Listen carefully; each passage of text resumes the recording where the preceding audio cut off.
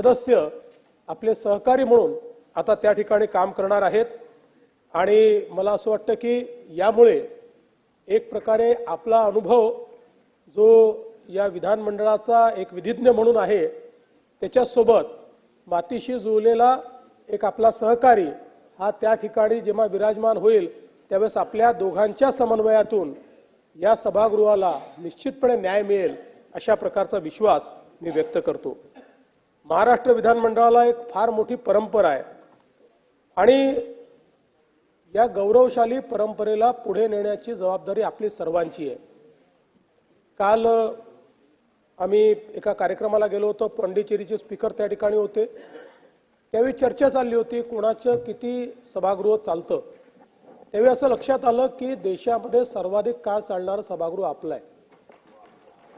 अनेक राज्य अशी आहेत बजेट सेशन 4 दिवसाचं होतं, 3 दिवसाचं सेशन होतं, 2 दिवसाचं सेशन होतं।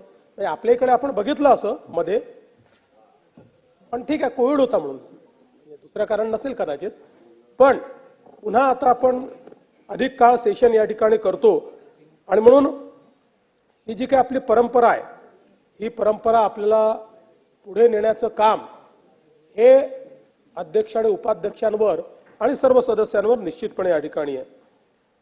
आज आपण संविधानावर चर्चा करतो आणि भारताचं संविधान किती मोठं आहे आणि त्यांनी कशा प्रकारे सामान्यातल्या सामान्य माणसाला देखील मोठ्या पदावर जाण्याची संधी दिलेली आहे हे आपण आज बघू शकतो।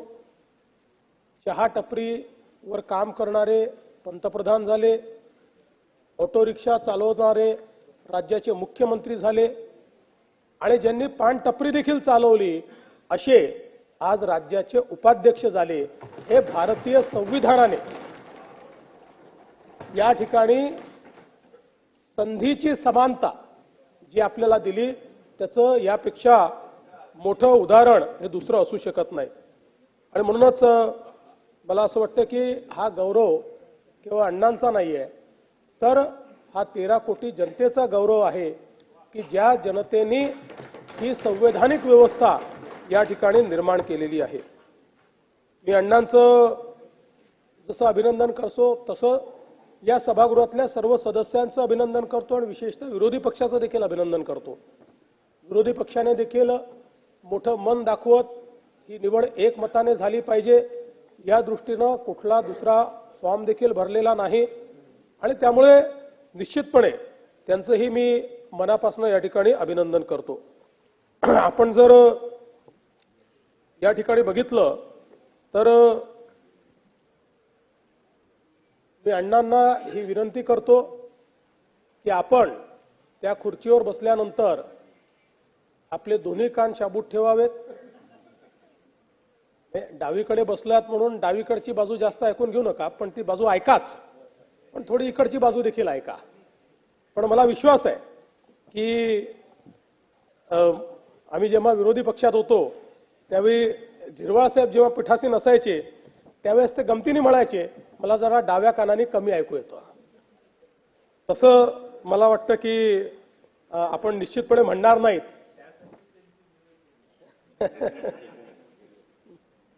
त्यामुळे दोन्ही कानाने नीट ऐकू येणारे अशा प्रकारचे आमचे उपाध्यक्ष आता आपण सगळ्यांनी निवडले आपले उपाध्यक्ष, त्यामुळे आता विरोधी पक्षाला तक्रार करायला कुठेही जागा राहणार नाही हा मला विश्वास आहे। तसंही अध्यक्षांनी काही फार जागा तुम्हाला ठेवली असं मी मानतच नाही, पण अर्थात विरोधी पक्षाचं समाधान हे कधीच होत नसतं आणि जो विरोधी पक्ष समाधानी झाला तो विरोधी पक्ष कधीच प्रगती करू शकत नाही। त्याच्यामुळे मला विश्वास आहे की तुम्ही असमानानीच राहाल। महाराष्ट्र विधानसभेचं जे उपाध्यक्ष पद आहे ते अनेक दिग्गज नेत्यांनी भूषवलेलं आहे, ज्याच्यामध्ये शिवराज पाटील चाकूरकर जे नंतर लोकसभेपर्यंत पोहोचले, त्यानंतर गजाननराव गरुड, डॉक्टर पद्मसिंह पाटील, मधुकरराव चव्हाण, प्राध्यापक वसंत पुरके, त्याचप्रमाणे विजयराव आवटी, नरहरी झिरवळजी आणि सगळ्यात महत्त्वाचं आमच्या शेंडे साहेबांना मी विसरलो, प्रमोद शेंडे साहेब ज्यांनी हे पद फार गाजवलं आणि मला असं वाटतं की सर्वाधिक डायरेक्टिव्ह देणारे उपाध्यक्ष जर कोणी होते तर ते आमचे प्रमोद शेंडे साहेब होते. अध्यक्षही कधी त्या ठिकाणी डायरेक्टिव्ह द्यायचे नाही, पण प्रमोद शेंडे साहेब द्यायचे. अशा प्रकारचे प्रमोद शेंडे साहेब, अशा अनेक चांगल्या नेत्यांनी, चांगल्या ज्यांना आपण संसदपटू म्हणू, यांनी हे पद भूषवलेलं आहे. आणि आता हे सन्मानाचं पद आपल्याकडे बनसोडे साहेब आलेलं आहे. पिंपरीचे आमदार म्हणून आपण या ठिकाणी तिसऱ्यांदा निवडून आला आहात आणि यापूर्वी महानगरपालिकेतही नगरसेवक पदाची हॅट्रिक आपण केलेली आहे. त्यामुळे आपण हॅट्रिक करत असता या पदाची हॅट्रिक नका करू, दुसरं चांगलं पद पुन्हा, म्हणजे हे चांगलंच आहे, पण अजून वेगवेगळी पदं प्रत्येकाला मिळाली पाहिजे. त्यामुळे स्थायी समितीसारख्या महत्त्वाच्या समितीचे अध्यक्षपदही आपण भूषवले आहे. आणि महानगरपालिकेच्या स्थायी समितीमध्ये खरं म्हणजे स्थायी समितीचा जो अध्यक्ष असतो तो सगळ्यांना घेऊन चालत असतो. ती एक उपजत कला त्याच्यामध्ये असते. आमच्याकडे लोक असं म्हणतात की स्टँडिंग कमिटी नाही, हे अंडरस्टँडिंग कमिटी आहे. सगळ्यांचं अंडरस्टँडिंग असतं, म्हणजे तसं तुम्ही काही अंडरस्टँडिंग केलं नाही, सगळ्यांना सोबत घेण्याचं अंडरस्टँडिंग, सगळ्यांना सोबत घेऊन जाण्याची जी काही उपजत कला आपल्यामध्ये आहे, तर मला असं वाटतं की निश्चितपणे त्याचा उपयोग हा या ठिकाणी होईल. आणि म्हणून नगरसेवक, स्थायी समिती अध्यक्ष, आमदार आणि आता उपाध्यक्ष असा चढता क्रम आपल्या राजकीय जीवनाचा राहिलेला आहे. आणि मला विश्वास आहे की अशाच प्रकारे वेगवेगळ्या पदांवर आपल्याला काम करता येईल. सर्वसामान्य माणसाचं जगणं ज्याला माहिती असतं तोच खऱ्या अर्थानं सामाजिक राजकीय सेवेमध्ये उत्तम काम करू शकतो. आणि ते जगणं योग्य प्रकारे माहीत असलेले अण्णा या ठिकाणी आहेत. खरं म्हणजे पिंपरी मतदारसंघाच्या निर्मितीपासून फक्त 2014चा अपवाद सोडला तर ते त्या ठिकाणी मतदारसंघाचं प्रतिनिधित्व करताय. पण पिंपरीला जरी मंत्रिपद आजपर्यंत मिळालं नसलं तरी आता तुमच्या रूपानं संवैधानिक पद हे मात्र पिंपरीला मिळालेलं आहे. हे सांगताना मला अतिशय आनंद होतोय. दादा, आपल्याला नेहमीच पिंपरी चिंचवडचे लोक भेटायचे आणि म्हणायचे काय आमच्याकडे तुमचं लक्षच नाही. दादाने दिलं लक्ष घालून आणि केलं, आपलं ठरवलं आणि चांगलं केलं.